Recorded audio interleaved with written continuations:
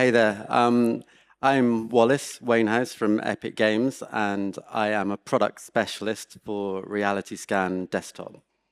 And I'm Elliot Round, the co-founder and CTO of MXR, and we build measured PBR technology.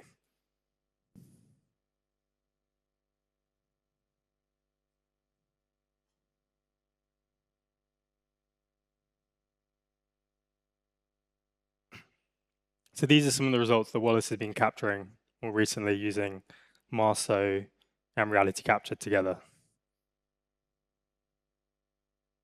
Rendered in Unreal.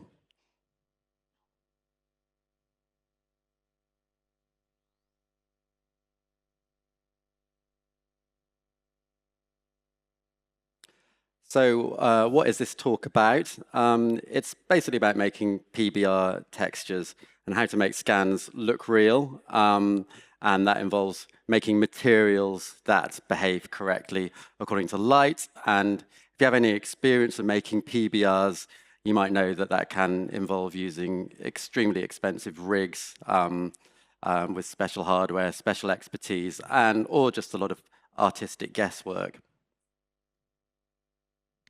So before we go into the workflow, probably best to start off with what are materials. So in 3D, you have your mesh, but the engine needs to understand how best to render that mesh. And this is where shaders and materials come into play. So to render a pixel, the engine has to know, does a ray of light pass through? Does a ray of light bounce off the surface? Does a ray of light reflect? Can it have emission? And we use materials to create a whole wealth of different styles. So some of these could be fictitious, they could be fantasy, cartoons. You can do all kinds of different things. But today we're going to be talking about PBR, which is a sort of umbrella of material types. So this is a scene that we put together. Lots of 3D scans. They're all real objects. But at the moment, none of these have PBR properties. So we have the shape, we've got lighting, we've got some simple shading, but they all look very flat. They all look like they're made out of clay. You don't really get a sense of what each object is made from. But as soon as we add the PBR properties into the mix, they start interacting with light. They start to look a lot more realistic, and things come to life. So comparing the two, we can see, what things are made out of metal, what things are leather. We can almost get a sense of a degree of tactility. And they give things a sort of grounding within the scene. And something that I find really cool about PBR is just how well you can almost feel the objects. So on one of these clips, we have this metal tin. It's black. But in the PBR version, we can see this as a painted enamel. It's quite old. It's quite flaky. And you can almost imagine what it would feel like to run your hand across the surface. So the way that PBR does this, PBR stands for physically based rendering. And it's simulating the sort of rules of reality. So simulating how real rays of light interact with the surface of a 3D object and ensure a degree of energy conservation. So when you have a 3D object and you place it into your scene and you have accurate lighting, the object will reflect that lighting correctly. It won't bounce more light off than the light that hits the object itself. And if you mix this in with things like HDRIs, which are lighting environments that have been captured from the real world, then these objects look even more grounded in sort of virtual environment, and we can almost tell what they're made from and feel what they're made from as well. So what makes up a PBR object? Well, there's two kind of key shaders under the umbrella of PBR. You have a specular workflow and you have a metallic workflow. You could argue that they're both sort of doing the same thing, but optimized in different ways. Today, we're going to go through the specular workflow shader. So the first thing that we have here is our base mesh. It's quite low poly, it's rather smooth, and it doesn't have any complex shading. When we add normals into the mix, normals describe what's happening between the vertices. So it adds a little bit of micro detail that we don't have to describe as a high poly mesh. And when we turn that on, we can start to see all the sort of scuffs and scratches and the little kind of flicks of paint coming off of this old petrol can. Now, our first sort of true PBR property that we have is roughness. So roughness denotes when a ray of light hits the surface of an object, does that ray of light scatter, or does that ray of light reflect in a sort of smooth line? And when it scatters, it's very rough. We denote this with a white value. And when it's smooth, we denote this with a black value. So with this sort of old rusty petrocam, we can see that the rusty areas are white and the painted areas that are quite smooth are more of a black. And then we can also see these thin white strips, which are all the scratches. And then when we apply that to the 3D object, we can see which areas are reflective and which areas are not. The other chalk property we have is specular. So specular relates to, of the light that hits the object, how much of that light is reflected, how much of that energy is actually absorbed. And a lot of a specular reflection does tend to have a slight color to it. So you see this a lot with sort of paints, metals like gold and brass, where the specular reflection isn't white, it might be more of an orange or a yellow. When you turn that on, you start to see the real difference between the highly reflective areas like the paint and the not so reflective areas like the rust. And then finally, we have the diffuse value. So the diffuse is our base color, and this gives it the main appearance. You mix that in and you've got your final 3D asset, and it looks pretty realistic.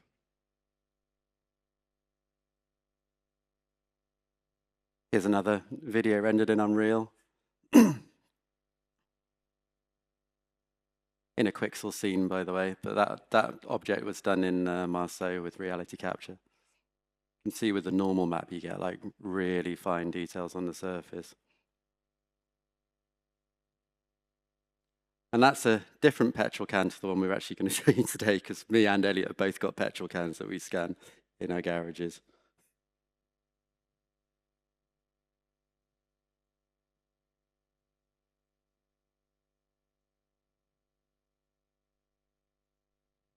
So you might be wondering, why aren't PBR scans everywhere? And the answer is that they're actually not particularly easy to make. With normal photogrammetry, the way you get a texture is you just get a diffuse. It's a sort of attempt at an albedo texture, and essentially it's made by just projecting and mixing every single camera onto the surface and blending them all together. So you don't get any of that material information about the reflections and roughness. So traditionally, here's two of the main ways people might try and make a PBR material. There's a third one I'll go into later. By hand, which we'll go into in a sec, and also using very, very complicated hardware with cross-polarization and photometric stereo. So the manual way is kind of like an educated guess. What people will do is they'll take the diffuse map. A lot of you might have had a go at this. And then when you have an understanding of what the roughness is going to be, so basically the darker parts are shinier and the lighter parts are rougher. So in this case, you know, I made the decision that I wanted the grooves in those tiles to be rougher. So I inverted it and then messed around with it a bit and got a sort of vague roughness map there. It's kind of arbitrary. The bump map, I think I've made a little bit dark there, but essentially, you know, the darker parts sink further away, so I've got the sort of grooves in the tiles there, and then you can combine it together, and it definitely looks a lot more realistic than not doing anything at all. Now here we get into the far more complicated ways, and one way you can have a go at making a roughness is using cross polarization, where you use two polarized filters. One in one orientation on the flash and one in at 90 degrees to it on the lens. And what that does is it blocks out all the glare. Now, you imagine if you do that from every single camera position and you have a sort of like glare map from every picture, then you can blend them all together and you get like a glossiness map. And then if you invert it, it's going to be akin to a roughness map. But you can see that it doesn't work perfectly every time. You can see I've got that white enamel badge on there, and you can see in the glossiness map that kind of should be white because it should be glossy, but it's actually turned out black, so it's got that completely wrong. So yeah, it doesn't work all the time, but you can get amazing results like this. And then if you want to get a normal map, there's an old technique called photometric stereo, but it's an absolute pain in the ass to do. Oh, I've lost my mic. Because you need to take an image from the same camera position with with several different lights, and then the maths will figure out a normal map from that. So you can imagine that when you're trying to make a PBR material like this, you end up with terabytes of data, and it's not actually that easy to process either. This is a third one I was going to talk about, and basically this is easy because you just take your diffuse and you just click, give me my materials. But it's kind of flawed, and you're going to get really, really mixed results. And also, it doesn't work on 3D. These maps look nice, but actually, when you put them together, it didn't actually look as good as the one that I just messed around with the diffuse for.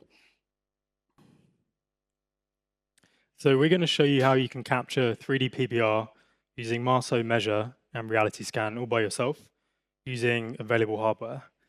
Before we do so, I'm quite interested to get a show of hands who has a camera and who also has a flash, so like a point light or a ring flash. Okay, quite a few of you. So using Marso, you'll be able to do just this. You'll be able to capture full PBR objects. So we built Marso really as a way to try and bring PBR to as many creators as possible. So previously, PBR capture has been incredibly tricky, or using very expensive hardware, it's been limited to large game and film studios. So we've come up with a method where you don't need any complex hardware, so no cross-polarization, no fancy rigs, no filters and triggers. All you need is a camera and a point light. So this could come in many different variants. It could be a DSLR with a little point light on top, could be a ring flash, could even be your smartphone with the light within it. And this means that you could be a AAA game studio, an indie studio, hobbyist, student, or even just someone that likes doing 3D scans, and you can all capture PBR properties to the same level. And by simplifying this to just a camera and a flash, it also acts as a standard for capture.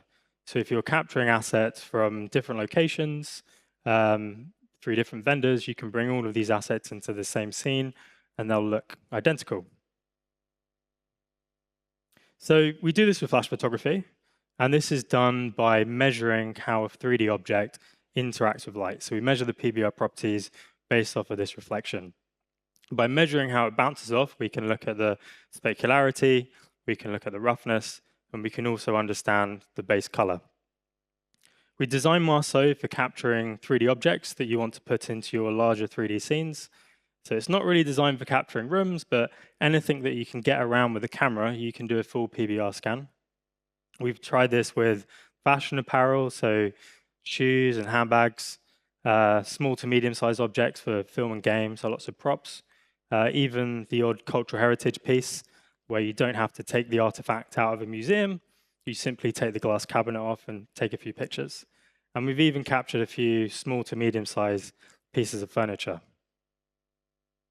So what can you expect from Marso Measure? So the software itself delivers the full array of PBR properties for both a metallic and a specular workflow. So we give you diffuse, specular, albedo, metallic, roughness, gloss, index of refraction, and normals. These can be delivered all the way up from 512 pixels up to 16K, and these can be delivered as JPEGs, PNGs, and even 32-bit EXR files. It works best probably with freehand. A lot of the scans that we've done tend to be with the ring flash, but you can also use a rig if you put a small LED on the top and do your scan that way. But to get the best results, you need to get good coverage, and you're going to hear me say this a lot. So the better you can get around your 3D object, the more likely you are to capture all of those reflections.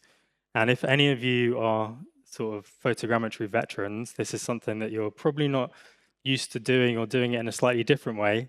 But if you want to get a Marso measured scan, just please follow along and you'll get a good measured scan out the end. So Wallace and I, over the next few slides, are going to show you actually how to do one of these.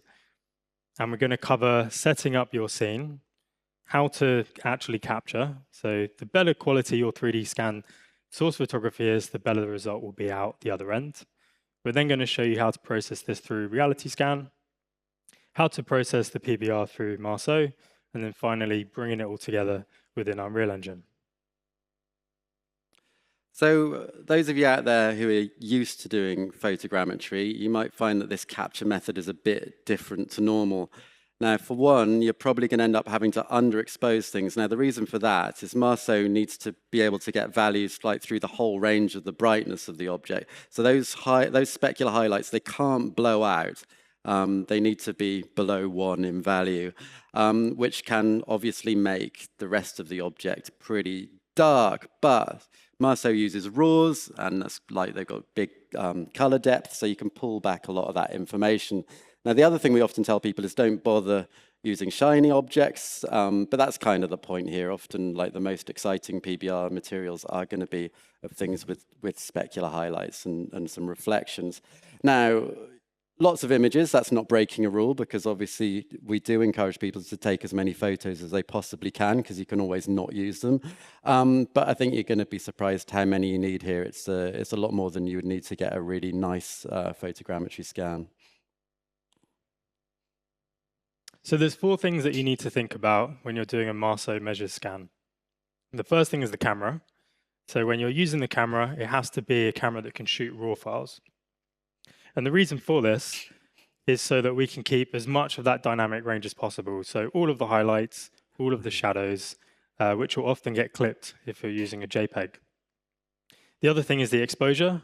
We want to slightly underexpose the image. And the reason for this is to, again, maintain that highlight. If we expose normally, we're going to clip the highlights and we're going to expose for the majority of the 3D scene. And also locking off your exposure. So a camera that can shoot in manual is really important. If you have the exposure changing throughout the scan, it's going to absolutely mess things up. So find your exposure, lock it off, and then move forwards with your scan. The other thing is lighting. So because we're doing a measured scan and we're measuring the response to light, the lighting is key. So what we want to do is get an image where the ambient lighting has no effect on the image. It is entirely coming from the point of view of the flash. So if you're using a point light source, like a continuous light, it's best to capture this in a really dark room. If you're using a flash, like what Wallace has here, you can usually pump it up enough to overpower the ambient lighting in the room. Coverage, keep going on about this, but you want to get enough views of the object. So usually we'll do a scan where you capture it from the kind of a few rings around the object and then punch in and get a few of the details. And then finally scale. So this is something that usually people don't have to worry about too much when you're doing a 3D scan, but for a Marso scan, scale is key. And the reason for this is when you're doing a picture with the flash, the closer you are to the object, the quicker that object's going to burn out and it's going to look really bright. And as you move further away, the lighting is going to fall off more quickly. So there's going to be a difference in how bright some of the images are. If we can measure the scale of the scene, Marso can actually account for that. So a few ways that we can do this is either using some markers, which I think we have here. So markers that can be put into RealityScan, where you know the distance between them. If you haven't got markers, you can put a ruler in the scene. Alternatively, you can even just measure a part of the object and do it that way. So when you're getting your exposure, the easiest way to get this right is to actually take 2 pictures. So the first image you'll take is with the flash turned off, and ideally this will be completely black. If it isn't, you can tweak your exposure setting accordingly. And then the second image, take with the flash turned on. And if that second image looks nice and slightly underexposed, as you can see here, then you're good to go.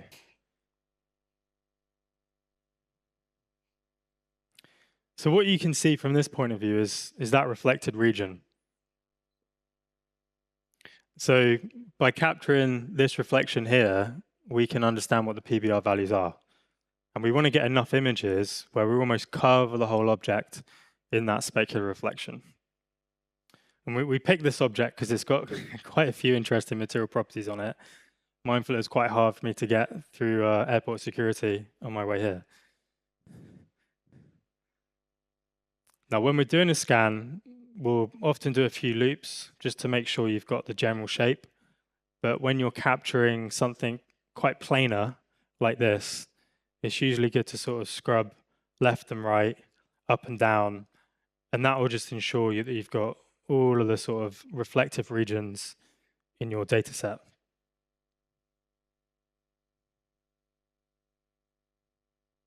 So this is just an example of what that looks like. So scrubbing left and right, you can see if you were to almost add all those images together, it's like you're painting the object with light, so the whole thing becomes covered. And if you don't take enough pictures, so this is a sparse scan, what you'll end up with is regions where you have got the PBR property and regions where you haven't. So your roughness pass or your specular will have sort of peaks and troughs within it. So a general rule of thumb is the shinier the object is, the more images that you'll want to take, and the more matte the object is, you can probably get away with a few less. And just for example, all the scans that we've done of this, it's around, I think about 600 to 700. For things like shoes that are quite matte, like leather, you can get away with about 300 images. So we've done the capture. Now we can go through the rest of the process. So just top level of the workflow, do your scan, you process the data initially through Marso, you then hand that over to RealityScan for the 3D. You then go back to Marso where you do the PBR predictions, and then you can take both of those elements and bring them into Unreal Engine. So the first stage within Marso is creating a job. So a dialog will come up where you can input the name of your scan, and this allows you to come back to it many times. And from there, we can also say where our raw photography is. And when we first load in this raw photography, we can actually change the brightness of the image. This has absolutely no effect on the PBR predictions that you get out the other end. It just allows you to have a proxy file that you can run through RealityScan. So if it's too bright or if it's too dark, you can make a quick adjustment here and then export them to either a JPEG or a EXR file. So when you send your JPEGs through or EXRs through to RealityScan, you have an option to change the exposure. So as I showed earlier, you can just let those highlights blow out at this stage so we can actually get a better solve from all of the cameras. So I'm going to go through processing in RealityScan and a slightly more advanced method that you won't actually need all the time. So it's going to be very similar to normal processing in RealityScan: aligning, meshing, scaling, simplifying, smoothing. Unwrap's important, and then obviously exporting the files that Marso is going to need to make those PBR materials. So you're going to probably be using shiny objects, and as I was saying earlier, they're not great for scanning. So specular highlights cause issues in alignment and meshing. Now, the reason for that is in alignment, the way alignment works is it finds common features on the surface of the object, and then using those, it can triangulate where the cameras are. So in alignment, we figure out where all of the camera positions are. Now, in meshing, we assume that we know where those cameras are, and then we go in on a pixel by pixel basis, look for similar pixels in other images, and then figure out a depth map. So we have a depth value for every single pixel on the object. And then when we have a depth for every camera, we can make a nice mesh with millions and millions of triangles. But obviously, because we're looking for similar pixels, if it goes to look for a similar pixel and there's a big reflection there, that's going to create a mess in the meshing as well. So we have problems in both alignment and meshing. So how do we help the alignment? Markers are really helpful. I'm not sure why I've used the circular ones here, because we actually have the option to generate April tags as well, which would be a better option. So imagine those are April tags and not the circular ones. Circular ones are fine, but April tags tend to be a little bit better. And the other thing we can do is you can put stuff in the background. You can see on the stand here, I've put this like highly textured material, and RealityScan is going to find loads of tie points in that, which will help the alignment. Because it doesn't actually matter if the object itself is helping RealityScan figure out where the cameras are. It can be anything in the scene. So the markers are going to help, and any highly textured surface you can put like in and around your object will help with the alignment as well. Now, helping in meshing. Now, actually, if we look, oh no, yeah, I haven't got the mesh there, but actually this mesh turned out fine. If you'd simplified it and smoothed it, it would have been okay. But sometimes you'll get like massive holes in your geometry, and obviously that's no good at all. So what you can do with meshing is you can actually get some scanning spray your object, and we'll align those images together with the ones from Marso, like the shiny ones, and we can just use the sprayed images for our mesh. So we get super nice geometry. And then obviously we only send the images for Marso back to Marso. So yeah, the markers are going to help in this situation if you want to use this sprayed workflow, because they're going to help, because it's not going to see the same features on the surface, because one set's sprayed and one set is not. So the markers are going to have to be the same in both sets of images. And every time I've tried it, everything's all aligned together in one go. And you can see my mesh there. That's meshed using only the sprayed, spadade images. A bit of a typo there. Okay, so scaling, as we said earlier, you can set a scale between the markers, but yeah, Elliot also pointed out, you can just, if you know the distance between 2 points on the object, RealityScan also has features to do that. And that's really important for Marso to actually figure out, how much light's involved, because it needs to know how far the light traveled from the flash to the object, bounce back, hit the sensor, and it can't make any calculations without knowing that. So scaling's super important. You can't just have an arbitrary scale, which is what you'll get in RealityScan unless you actually scale it. It's totally arbitrary. Simplifying and smoothing.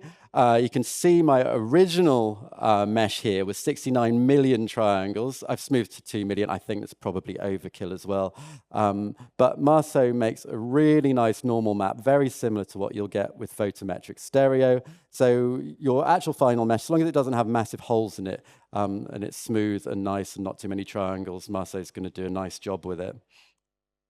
It has to be unwrapped, because Marso also needs to have an unwrap to work with. So unwrap to a single texture. The default in RealityScan is a single 8K texture, but I don't think it actually matters what size it is. It could be 2K, 4K, 8K, or 16K.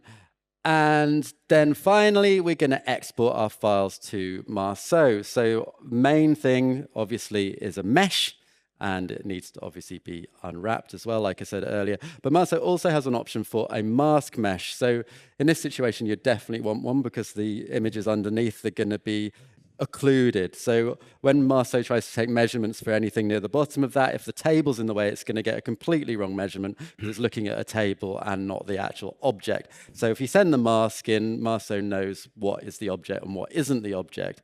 We need ST maps as well, so it knows what to do with the distortion, so it has a perfect understanding of the distortion of the object.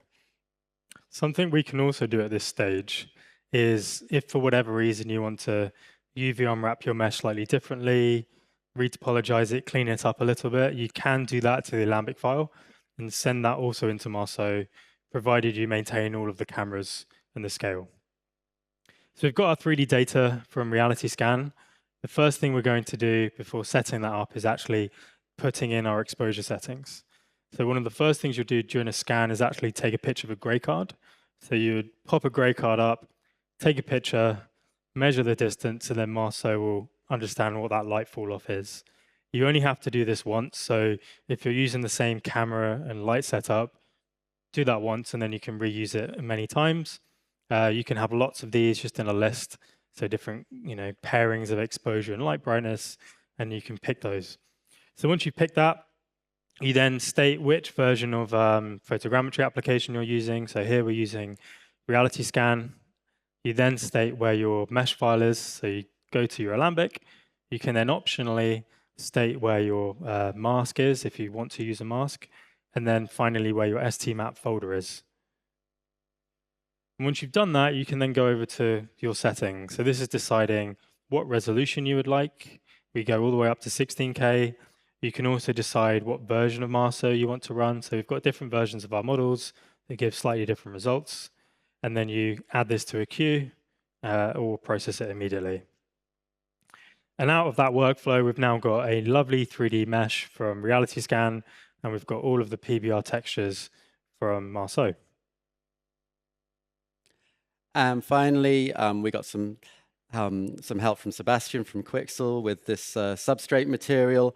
I'm actually no expert here, but I threw this together and it's just got a few little tweaks so you can make some adjustments there. But it's very similar to just making any material in Unreal. You just load your maps in there. And finally, we just have a few Unreal renders there. And that's it. Thank you. Well, thank you all for coming. Yeah.